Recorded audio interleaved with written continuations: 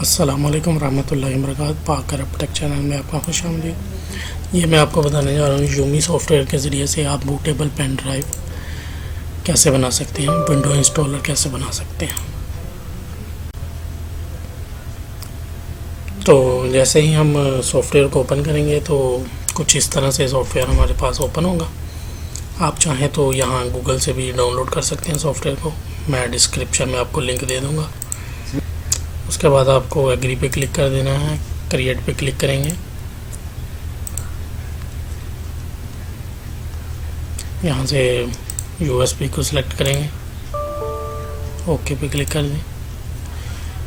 NTFS format पे click करने के बाद यहाँ से इंस्टॉलर को सिलेक्ट करना है। ये नीचे जो लिखा हुआ है सिंगल विंडोज़ विस्टा 7, 8, 10 इंस्टॉलर। इसके बाद आइसो फाइल यहाँ से सिलेक्ट करेंगे।